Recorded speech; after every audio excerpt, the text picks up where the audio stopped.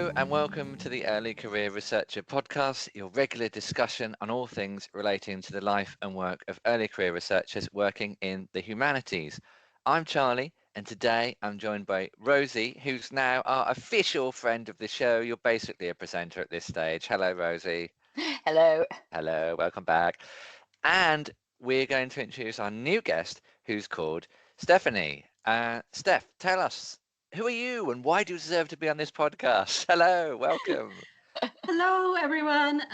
So yes, I am Steph. I am an early career researcher, so that's why I'm on this podcast first and Yes, foremost. I'm very much in the early career stage. I still think I did my PhD and submitted it in 2022. Then had 2 one-year research fellowships, one at the IHR and one at the Institute of Criminology in Cambridge as the ESRC fellow, and then a 1-year teaching fellowship at Warwick. So 3 years of very intense, different style jobs. Yes, that's every great. year a different contract. So lots of moving, lots of precarity. And now I have finally landed my first permanent role as lecturer in criminology What? at You're the more University of grown up than I am. Congratulations. Amazing. Congratulations, Steph. I did not know this. So, wow, you are permanent. You have achieved that aim that all of us are striving for, and I still haven't got. So, well done. Congratulations. Yes, I have. It's very new. It's still, all of the imposter syndrome that it doesn't feel that it's real yet. We've got a podcast you could listen to if you're interested in that. If you suffer from that, go back and see our back catalogue. Yeah, it's a lot to take in, isn't it? A lot to take in. It is, yes. Yeah. Right. And with how difficult the market is at the moment, even though you've got that first permanent job, yeah, all the uncertainty hasn't actually gone away. So for all the people who are precarious and looking ahead to that first job, even when you get it, it's still going to be there. Yep. Yes.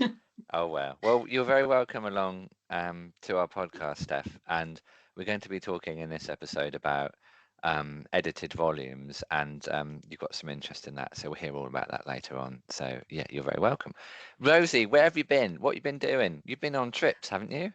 Yeah, so I was on the fabulous Isle of Skye for a week for a really exciting conference on the North and the Sea. And a conference on the Isle of Skye? Yeah, it was great, and we have beautiful weather. And then I managed to inveigle my way into the project. So I've sort of been associated with this project for a couple of years. And then I got to go to Colonsay and actually do excavation. I did field work and it was fabulous. Wow. So I've just had a couple of weeks, a week and a bit of annual leave so that I could go and dig things up, and it was brilliant. And we got to see the Northern Lights on Colonsay. We had the best view, and that's like a lifelong ambition ticked off now. I was so happy to see them. Oh wow, well done. If anyone cares what I've been doing, basically knee deep in teaching. But whatever, I'm enjoying it. Our university has just announced a new round of 11 million worth of cuts. So welcome to the UK academic scene. Great, standard. By this point, who cares? It's just a normal thing, isn't it? So yeah, everyone's a bit stressed out at work. But we'll see what happens. I was precarious anyway, so no change. Should we talk about some more fun things? Like on that cheery note. Yeah, so Rosie suggested the idea for this episode on edited volumes because, as many of our listeners know, Rosie works for Brepulse Publishers, and this is something that Rosie comes across on a regular basis. Volumes of essays that are all collected together by a few editors. We'll dive into the details of what exactly an edited volume is in a minute. So in this podcast episode, we're going to take turns to talk about what edited volumes are and why they exist. We're going to think about how to write an individual chapter for an edited volume, and that's the way most people first encounter working on an edited volume, is that they write for one. And then we'll actually talk about how to go about putting together and editing a volume in the humanities later on. So, and we'll also talk about how not to do it, maybe. As ever with most of our episodes, you can leave reviews or comments on our Spotify feed. You can follow us on Twitter at ECR Podcasters and on Blue Sky, where we're also at ECR Podcasters. And you can email ecrpodcasters@gmail.com. And we'd love it if you, our listeners, have ideas for topics that you'd like us to talk about in future episodes, as we always say. So let's talk about our backgrounds in this area and what experience we have of either writing for or editing and publishing edited volumes. I'm going to start with you, Steph, because you're new, so why not? What work have you done on edited volumes previously? Good to start with me. I've got to justify my position on this episode. No. No, I love edited volumes. So I was very, very glad that I got the opportunity to come on and talk to you about them. So my very first publication was an edited volume. Same. It came off the back of a conference that I went to in the summer between my master's and before starting my PhD. So I went to a conference that was completely unrelated to what I was going to be doing for my PhD.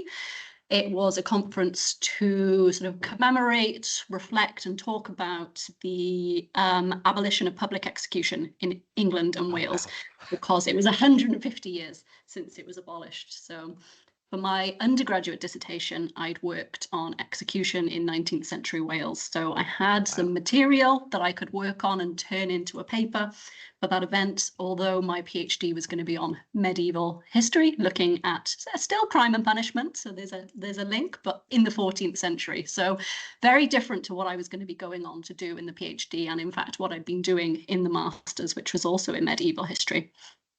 But that conference led to an edited collection, and a call went out to everyone who presented to say, are you interested in publishing in our volume?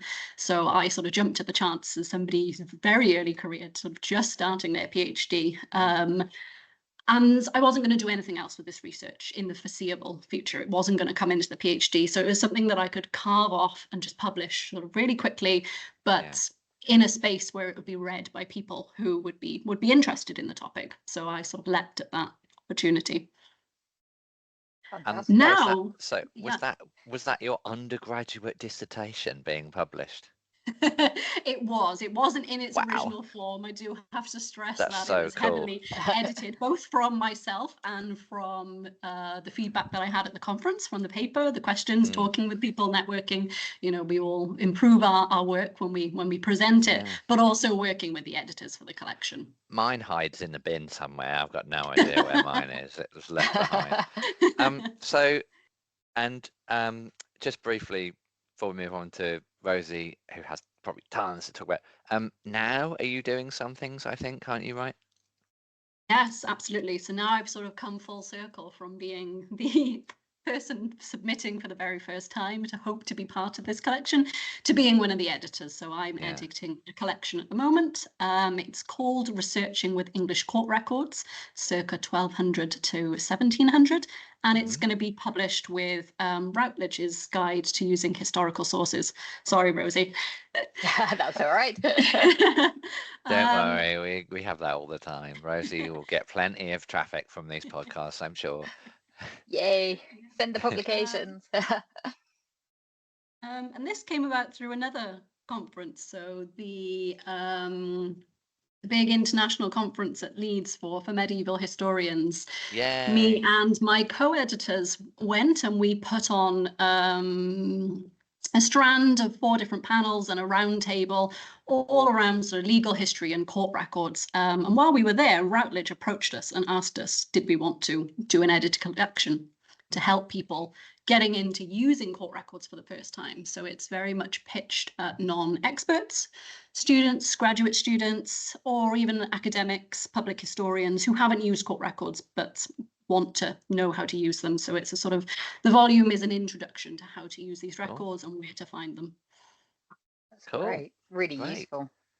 Yeah, so Rosie, apart from publishing a load of them, have you done any? Have you written? Surely you've written for some and edited some. So I actually, my first involvement with that was during my PhD, and I contributed a chapter to a volume, and then sort of ended up as I'm not the official editor, but I did a lot of sort of the editorial work during my PhD.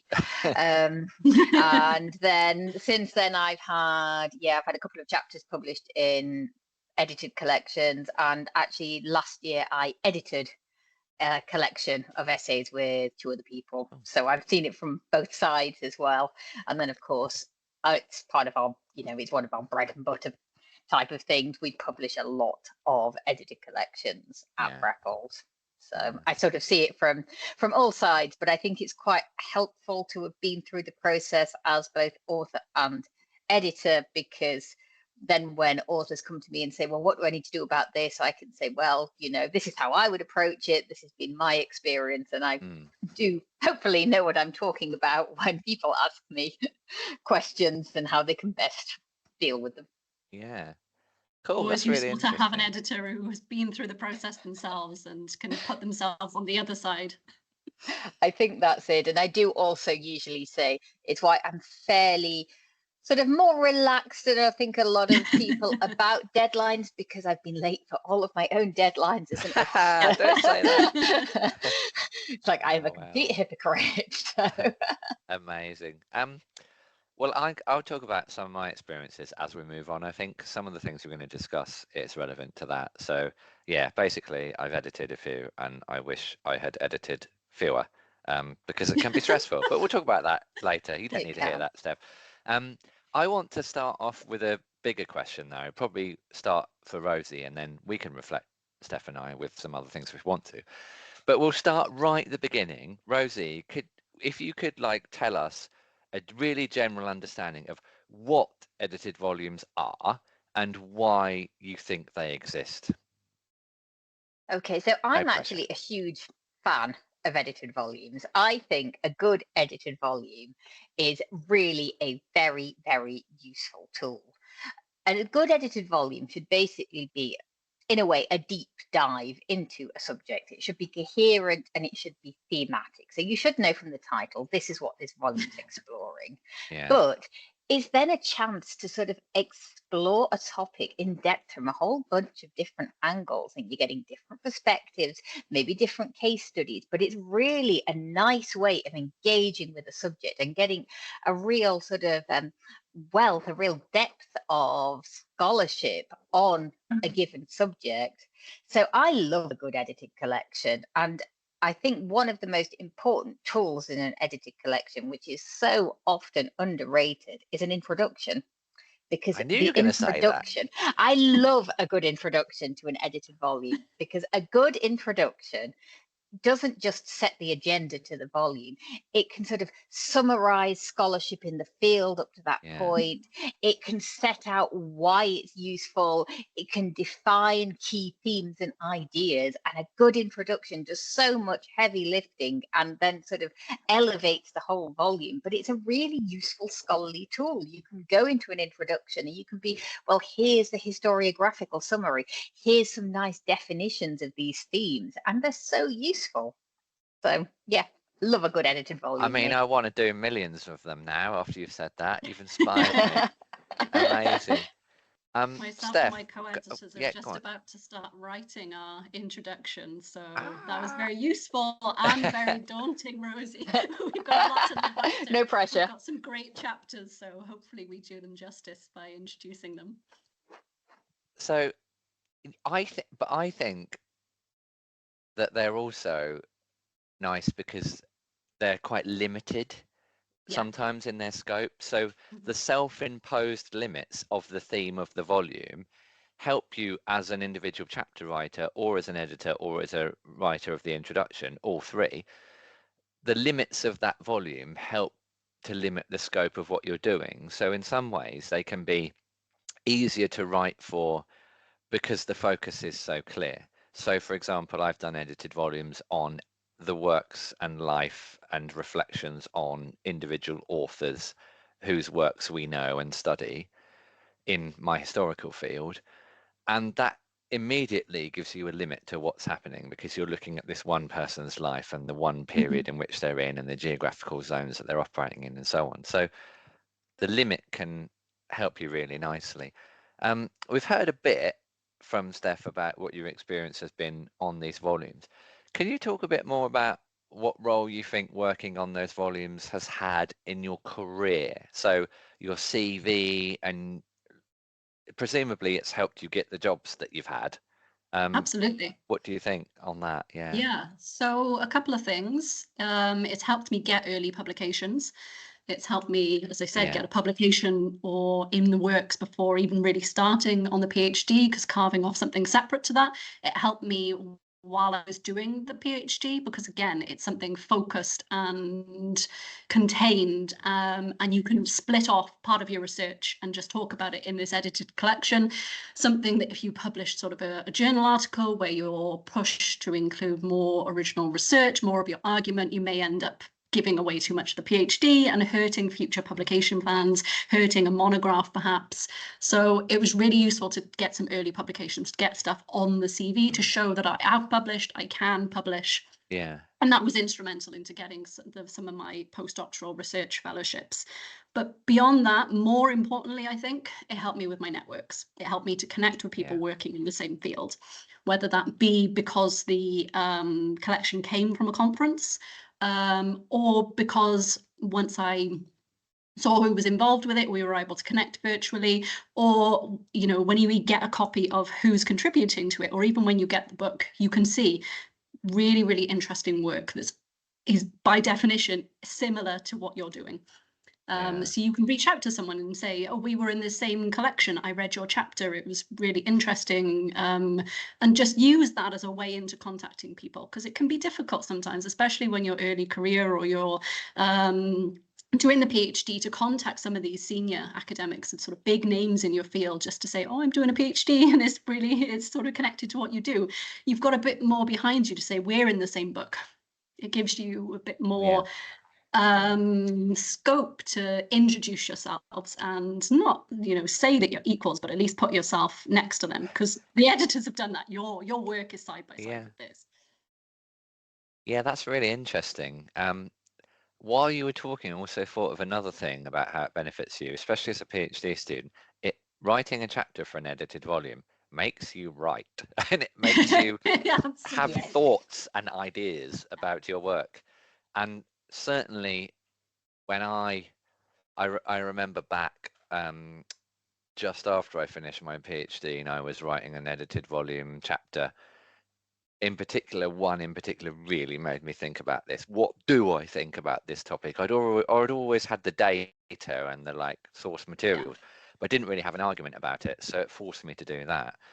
I'd say personally, writing an edited collection that I actually edited was one of the best things I've ever done in my career, right after my PhD. So I finished my PhD in 2014. And had no job to go into immediately, because not many people ever do. But I was lucky enough that I could spare some time to edit a volume, write the introduction, write an appendix with a load of historical data and source materials in it. And that edited collection came out in 2016. Still probably one of the things I'm most proud of in my career, if not the most proud thing. And again, like you said, Steph, it got my name out and it got me in touch with all these other people. I then, because I was the first named editor on the book, anyone who goes to use the works of that particular author kind of associates my name with scholarship around that topic. So I became kind of recognized as one of the guys who does this guy. That's a really important point as well. Yeah. But I think that's useful for saying what you publish in, whether either you're doing the editing or you're contributing a chapter, is not just doing it just because you want to get a quick and dirty publication out. Some opportunities come up and you're like, I could sort of shoehorn myself into that. It's better if you're positioning yourself in a field where you want to be known and identified, and you want to be, sort of having your name associated with that type of research. And that definitely helped me get the first lecturing job where I met you, Steph. So without that edited volume on the CV, I immediately go up the list of potential candidates for this job, because I finished a project, I've defined it, funded it, gathered all the researchers together, put it all together in a book, and it comes out. And about 2 or 3 months after I started that job, the book arrived, and I've got this great picture of myself grinning in my first office with this book. And yeah, I love it. It's very nice. But yeah, I think we've discussed most things. I think another thing, though, that I would say, and this is about kind of pass it on. We always talk on this podcast about if someone helps you, pass it on and help someone else. I would say that if you're editing a collection, you're probably doing it with maybe 1 or 2 other people. Don't ever do it on your own. Get a couple of other people to do it with you. Definitely good to do it with a co-edited at least volume, because it's a lot of work. In theory, you want to be with someone who's relatively well experienced as well. But I've also found in my projects, and indeed in the one I just mentioned, it's really helpful to someone's career if you can get another early career researcher on the editorial team. And you can get them to do some of the boring jobs that you don't want to do or you don't have time to do, because hopefully they'll be keen. But also on a more kind of on a nicer level, you're letting them see how the process works and you're involving them in the process. You're getting them talking with publishers, talking with perhaps quite senior academics who may have certain issues with their chapters that you can give that person experience in dealing with.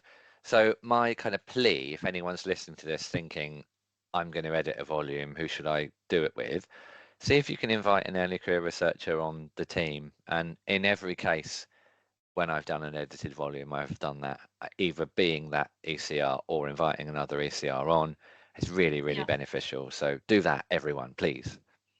Yeah, so for my situation, all me and my 2 co-editors were all early career researchers.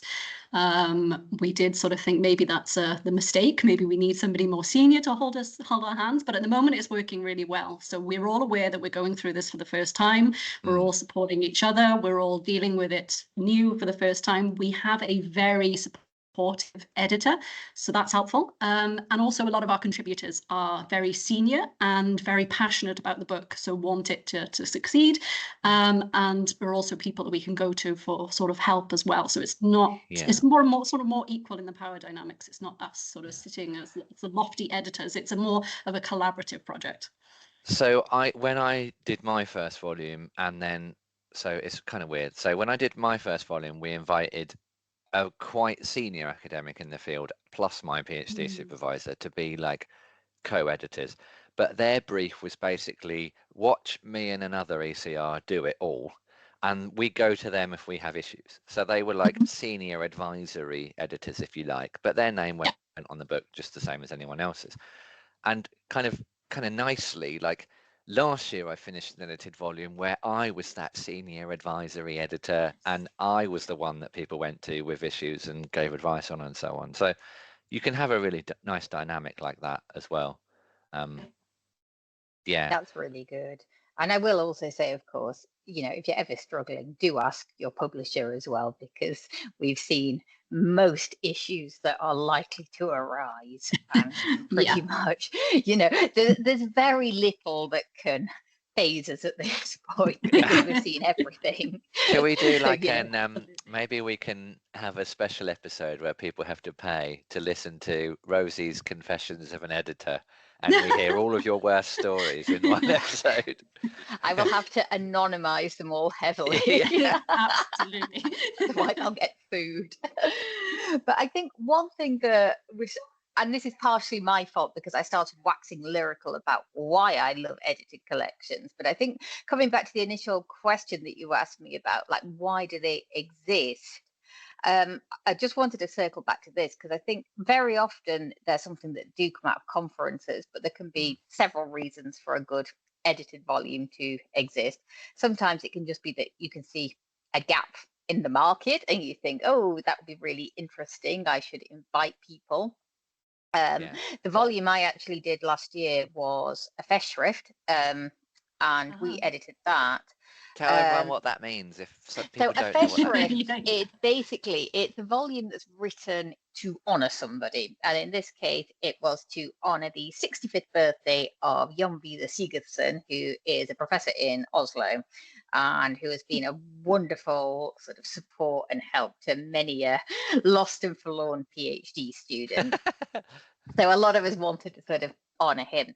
Now, I think sometimes Fesherif can get a bit of a bad rap because there's often this idea that, you know, you invite people to write essays and they just grovel around in the back of the drawer and find whatever hasn't been published elsewhere and dust it off. But I know at Brepols, we treat them the way we treat all edited volumes, which is to say, it needs to be thematic, it needs to be coherent, it needs to go through peer review.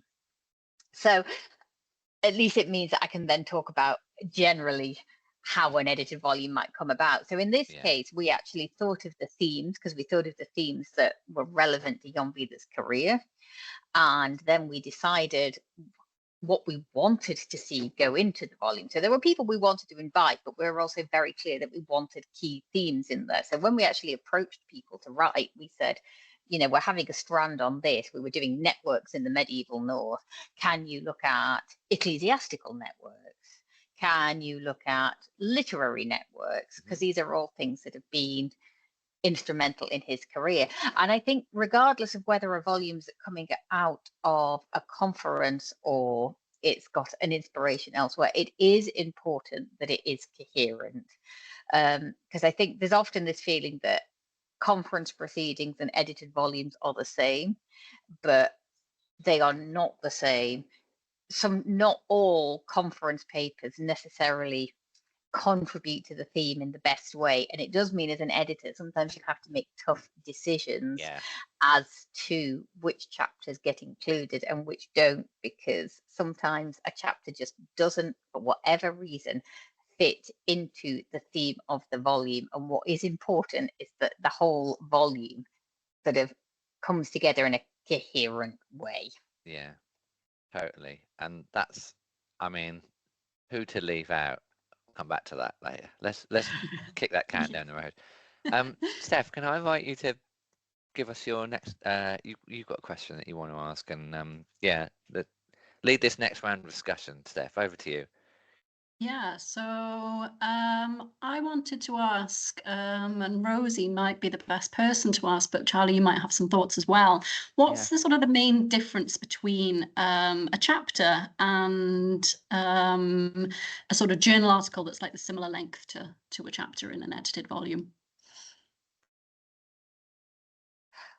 Well, I think usually, and this comes back to the importance of themes, usually when you've been asked to contribute to a thematic volume, you do actually need to sort of work with the editor. Ideally, your editor will have said to you, this is the scope of the volume. These are the key questions we're asking. Can you hook your research onto these key themes? Yeah.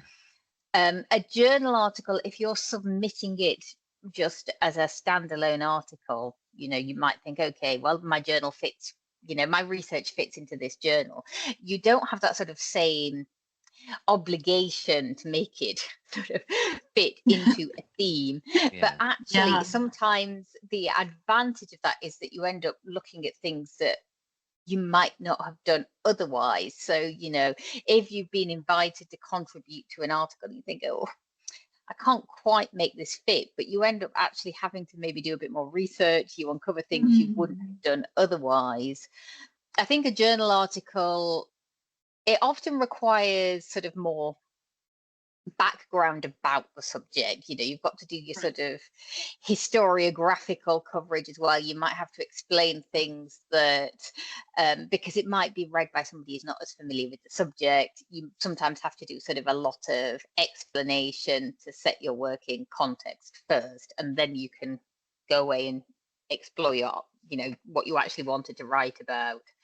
But it can go to any journal, and it doesn't have to then sort of align with the other articles in that journal.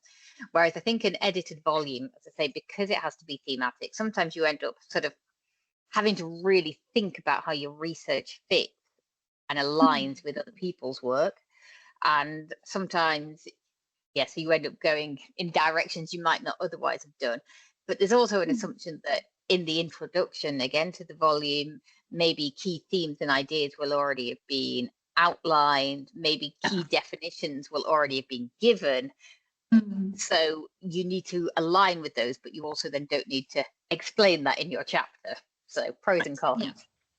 Yeah, and I just add as well, if you're working in the UK environment, it can also be argued that an article for a journal can be a little bit stronger on your CV than a chapter in edited volume, precisely for the reasons that Rosie's just outlined. In an article for a journal, you spend a lot of time at the beginning explaining what your project is, where it comes from, and you're justifying its existence. And you're basically saying, this is why you should bother reading my article. And in doing that, you're reminding your reader why your work is brilliant, basically. And for that reason, I've heard senior colleagues say before, in the UK, we have something called the Research Excellence Framework, where you're basically judged on your publications and your outputs. Everyone hates it. But for that reason, articles can count more in the ref, because you've basically completely blindly submitted to a journal and you've justified your own work and produced a piece of work that stands alone. With an edited collection, you don't have to do quite so much of that explanation. And also, people know that edited volumes are often put together by groups of colleagues who are also sometimes friends. So there's a bit less of a prestige associated with it sometimes, because you're already in that network. Whereas in theory, with a journal article, it's completely blind and nobody knows who wrote it, and the work itself stands in its own right. So we could argue those things as well. Not necessarily all completely true, but that's some things that I would say.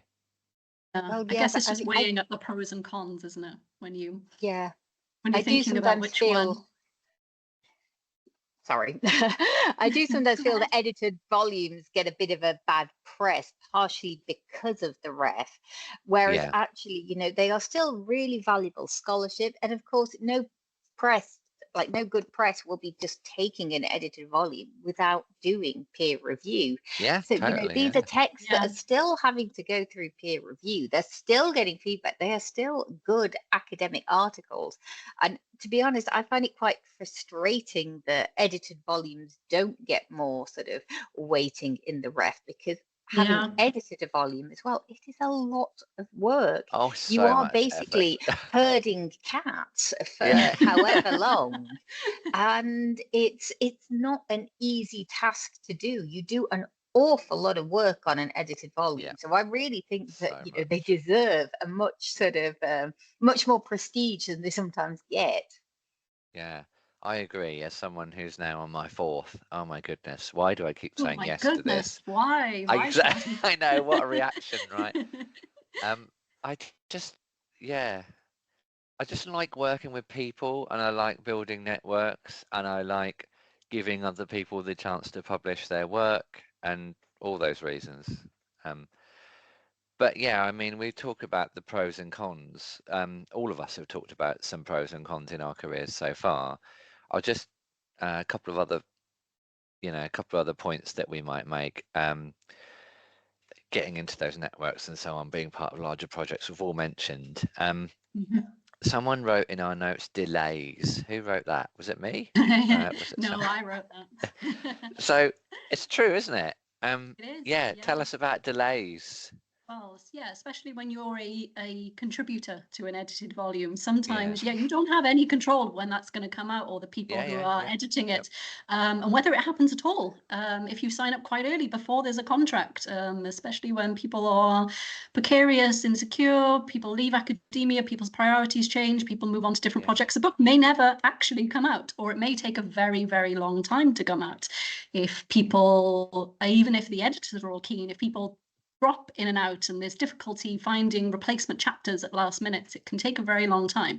Whereas if you're submitting to a journal that's established, that has fixed dates where it publishes, you know it's going to come out sooner or later. As soon as you've got that acceptance, you can put that on your CV that it's in press, it's been accepted, it's coming out, it's going to be months, or you've got a sense of when it's going to happen. But there's a bit more risk and uncertainty with some edited collections, as I said, especially if they're not under contract. That is absolutely true. I mean, you can basically only move as fast as your slowest contributor, and at some point as an editor you also have to make some tough calls as well. I mean, I remember vividly, I wrote a book chapter when I was on maternity leave, and it came out just after my daughter's 8th birthday. Wow. That is how long it took. And there was just nothing I could do. And on that occasion as well, I have to say, the editors weren't giving feedback. They weren't replying to emails. I thought, you know, it had just disappeared into the ether at some point. And then all of a sudden I got proofs and, oh, you need to turn this around in 3 weeks. I haven't seen it for 7 years. I confess that if any of my authors who've written chapters for my latest edited volume are listening, they'll probably be saying, he's the worst culprit. Yeah, I've been a bit slow with my last one, but there have been so many reasons. I mean, this is a project that's come together since before COVID, so that's one reason why it's been delayed.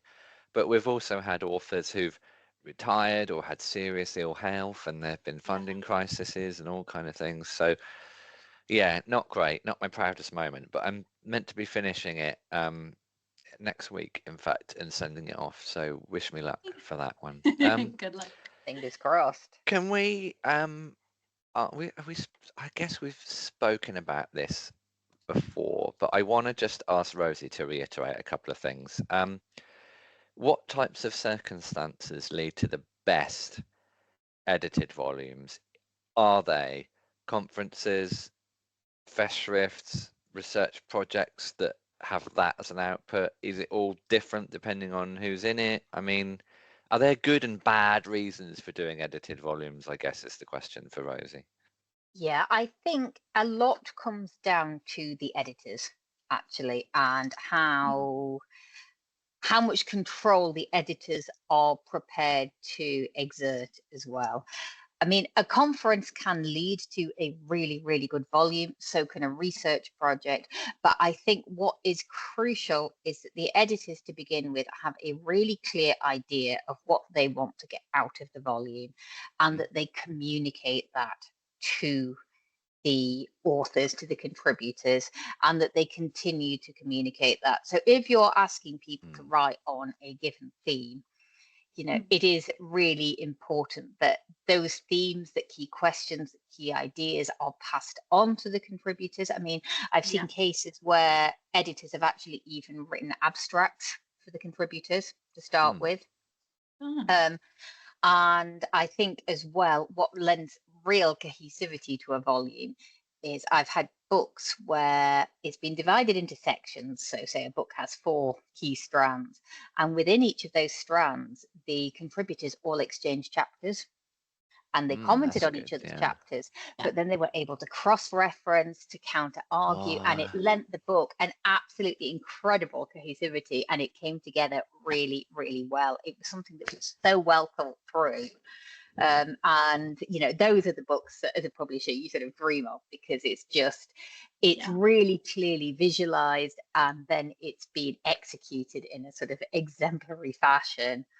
I mean, I think on that occasion as well, most of the introduction was written in advance, so obviously they wanted to summarize people's articles and so on, but that comes at the end, the key themes, the key ideas, and that was circulated around the contributors well in advance. So again, everybody had the key themes, the key ideas up front while they were still working on their chapters. And that is a brilliant way of doing it. Yeah, really, really good tips there. The way that we've done it on the volume that I'm currently editing is that we did a one-day workshop. So it emerged quite organically. As I said, the publisher came to us and asked us whether it's something we would like to do. We found contributors, but we had a very clear idea of what we wanted the book to be. But even between ourselves, it felt quite abstract. It was all on paper. We hadn't sort of met and got together and discussed it. It didn't really feel real. It wasn't really tangible. So we put on a one-day workshop where we asked all of the contributors to come along, and we had a session on each of their chapters. So they presented what they were going to include, how it was going to connect with the themes of the book, and everyone gave feedback on it and commented, and made it a sort of working discussion. And it was useful from our point of view that we feel we're going to get stronger chapters, but it was also useful for the sort of cohesiveness of a project, that it feels real for all of our contributors. They all know each other. There's more at stake. They know who they're going to be next to. They know who they're going to be letting down if they submit a poor chapter. It just got everyone really invested in the project. That's really good. I reckon my approach to editing is much more fluid than that. And I'm just thinking from what you both just said about if I ever do it again for a fifth time in 20 years. Don't say if, we know you're going to do it. Probably all three of us. We'll probably do a volume called like How to Be a Podcaster, and everyone will submit something. My approach has always been a lot more fluid and to let the authors speak for themselves on a particular topic, but I think that's just the type of scholar I am, where I want to let other people have a voice and tell people what they really think. And I don't think those two approaches are mutually exclusive, but I've always given people a lot of freedom, and that's possibly why the current one's a bit delayed, because some of the authors have been very, free. Let's ask Rosie next. How do you actually edit it? Could we just start by saying like what the stages are of editing a volume? I put some notes in our file, but if you think anything's different, Rosie, let us know. What are the stages of producing an edited volume? Yeah, so I think first of all, you need to have, if you're the editor, you need to think, okay, what do I want to achieve with this volume? And if it's from a conference, for example, you might sit there in the conference thinking, oh yeah, definitely want that paper. Yeah, definitely want that paper. Ooh, not sure that paper fits so well. That's going to be a bit awkward. Maybe we can salvage it. Let's see. So usually from a conference, it's very often a case of also circulating an email and seeing who wants to be involved, because sometimes these things die in the water early on, because actually 3 people say, no, I promised these chapters elsewhere, and one person says, sorry, no time. You end up with 4 people. And at that point, you can either say, no, I still want to do it, so we're going to have to invite in chapters from elsewhere, or you can just be like, well, this isn't a flyer. But I think once you've sort of got your ideas in place, maybe have a go at writing a blurb at this point. What's your book going to be about? And sort of jot down key themes, key ideas that you want to come out of the volume. After that, you need to get your contributors lined up. And ideally, you'd say to them, can you write me an abstract? What's your chapter going to be on? And even if it's come out of a conference and people have written abstracts for the conference, it's still good to get them to rework it, because you can send them your book blurb and say, this is what I'm doing. Can you send me an abstract that would fit within this book? That's useful. As an editor, I think you have to do quite a lot of work in advance, because you might send it to the publisher at this point. You might well send it on to the publisher and say, well, this is what I've got, get comments and feedback, because the way we'd work is it would go on to one of our editorial boards, and they might come back and say, oh yes, that looks really exciting, or they might say, you've got a whacking great big gap on this, you really should invite in a chapter on this, and then you've got to go off and find somebody to plug that gap and so on. So, it's good to get the proposal in a bit in advance. But then as the editor, you've got to do a lot of work, because everybody's going to send you their chapters. You've got to read the chapters. You've got to comment on the chapters. If, like me, when I did the last edited volume I did, you are sort of the native English speaker, and a lot of people contributing are not native English speakers. You've got to tidy up the English. You have got to really bully people into using the style guides set by the publisher. Can I please rant about this? Oh my goodness. Another reason why my latest one is so delayed is because people cannot read a style guide. And I find, and this is probably not the best advice, but if someone sends you footnotes that are really bad, and then you ask them to do it again and they're still really bad, the quickest way to get a chapter with the right style is to do it yourself. And it takes so much effort and time, and I'm trying so hard not to swear. But yeah, that is the bane of my life, because it's dead time. It's time that someone else could have spent doing their work, and I'm losing my time because someone can't do it for whatever reason. Anyway, welcome to my world as a publisher. Rosie, rant over. Back to you. No, honestly, it is important that, you know, because publishers do prepare these style guides, because obviously they copy edit, but, you know, having to come up with bibliographical information from scratch, we just don't have the time or the budget for that. So we do rely on authors following that, you know. And if you've said to people, okay, this is the style guide, and then they send you something that's half done, half the references on in the bibliography, they're missing publisher information, they're missing page numbers, it's going to get picked up at peer review. It's not astonishing that a peer reviewer is going to say, well, this is an absolutely terrible, you know, that the citations are absolutely terrible. So as an editor, you do end up doing it yourself, because what else do you do? And sometimes, you know, you can take a horse to water, but you can't make it drink. You can give an author a style guide, but you can't make them apply it. As an author, any ECRs who are doing this, read the style guide and follow it, please. If you want to make friends, follow the style guide.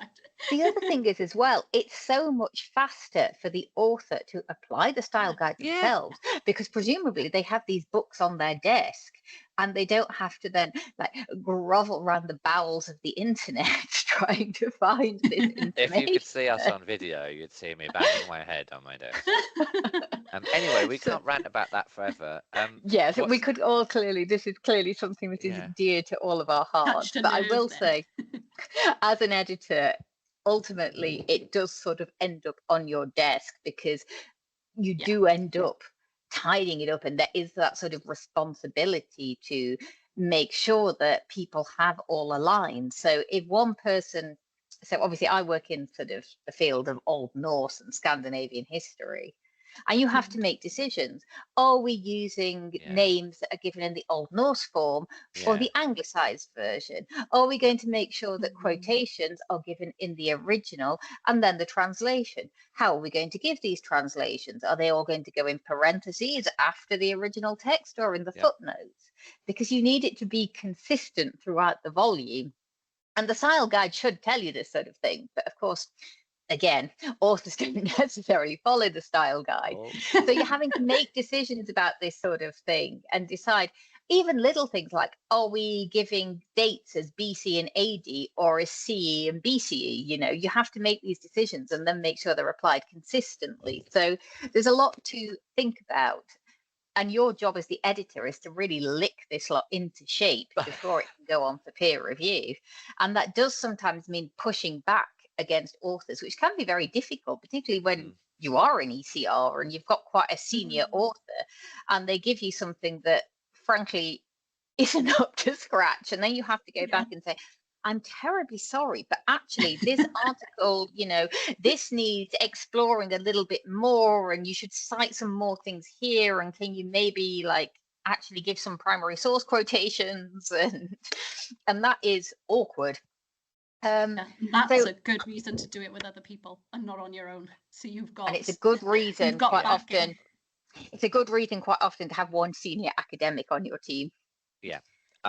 Because then you can make them do the first time I ever did it, we had to use the, you know, honorary senior academic to do that kind of thing. And even at one point, I think they ended up writing an email to someone saying, look, you haven't sent us your chapter and you said you would. Are you in or out? A one-word answer is fine. And that person never replied, so they were out. But, you know, whatever. I will also say one thing you have to do as the editor is set timelines. Yes. And generally speaking, you have to lie about your timeline. So if you want to hand everything, if you want to hand everything in to, I shouldn't be saying this because authors are all going to realize what we do then. But if you want to hand everything into the publisher in June, you are basically telling your authors the deadline is March, because you know that people are going to come back to you and say, can I have extra time? And if you sort of build that in to your planning, you can. And it was particularly important for me when I was doing this feshrift, because we wanted to hand this book over on the person's 65th birthday. And that date wasn't going to change. Oh yeah, good point. Did you make it? We did, and it was fantastic. But it was one of those things where, so basically we knew what date it had to be out, and we had to work backwards from that date. So I had sort of soft deadlines, which is what I was telling the authors, and then the absolute hard deadlines that we had to hit. Because if we'd missed those deadlines, everything would have gone very pear-shaped, because, you know, we had to assume that peer review would take X amount of time. We had to assume that we'd need X amount of time for corrections, and then obviously the publication process. So it was, you know, it's a bit difficult. And then I think the other thing that you are doing in that connection as the editor is, of course, you're the person liaising with the press as well. So you're constantly sort of, you know, you might have the publisher going, well, where is the manuscript? And then you're going, I'm under pressure from the publisher. And then your contributors are going, no, I need longer. And you're going, I cannot make these two things meet. There is no way I can like marry up both of these things. So that's fun. We're putting anyone off from doing this. Can I just ask a quick question relating to that, Rosie? Clarification. Yeah. With an edited volume, as I understand it, it's more common to only get your contract from the press once you've submitted all of the chapters. If it's a monograph, for example, you might submit a couple of sample chapters and a plan, and then you might get a contract. Whereas with an edited volume, isn't it definitely more the case that you need to submit all of the chapters first and then get a contract? You might talk to a press beforehand and get some encouragement and things, but the contract only comes when the chapters are all there. It's quite rare not to, because of course with a monograph you can get a good sense of academic content based on sample chapters, but of course an edited volume, you could have one brilliant chapter and some chapters that just really don't make the grade, and because you're assessing it in its entirety.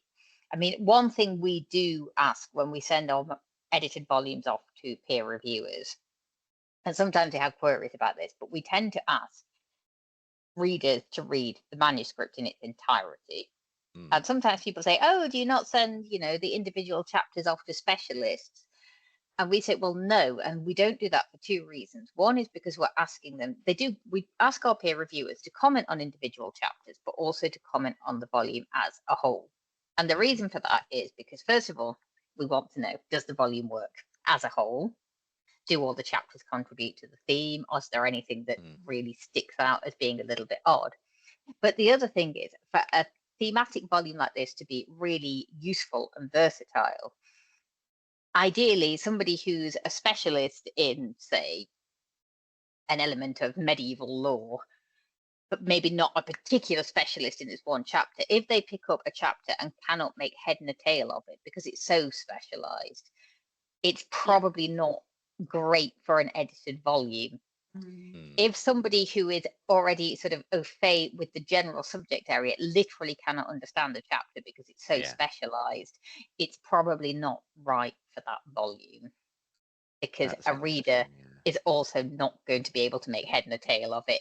You know, if you've got a volume on medieval law and there's something on, I don't know, a particular nuance of early Irish law, and there's no background and there's no explanation, and you really need a vast knowledge of early Irish law to be able to engage with that chapter, it's probably not a great fit for a broader edited collection like that, because you want something where all of the chapters are useful to a reader.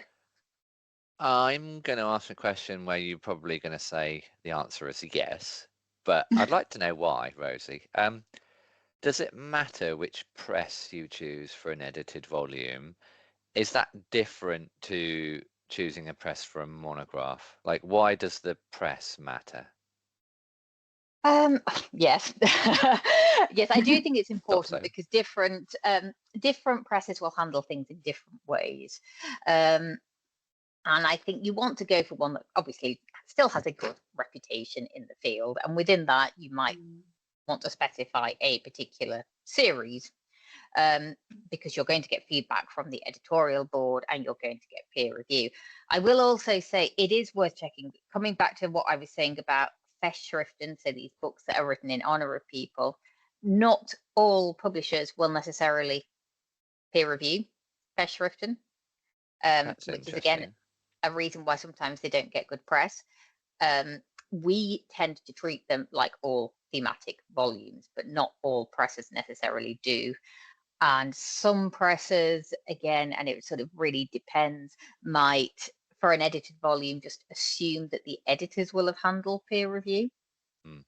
But we will not do that. We will always carry out our own peer reviews as well. So it's worth checking around as well, so that you can actually be sure, what you want from the press and how they're going to sort of engage with it, because also you want to make sure that you've got the right press with the right reputation to promote and handle your book in the best way. Yeah, so we talked about this before, haven't we, Rosie? We've got previous episodes on publishing monographs and also our live recorded show from the Leeds Medieval Conference. So go and look at our back catalogue on publishing if you want advice on choosing presses and so on, because we've talked about that in those places.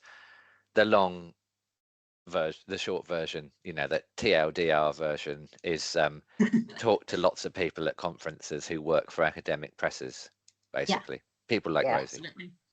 And the more publishers you talk to, the better.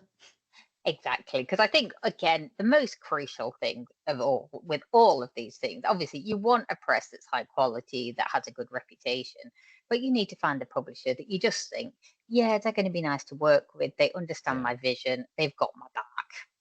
Probably loads of people are going to find you at conferences, Rosie. They're going to listen out for your voice and go, oh, do you know what? I just mentioned this briefly.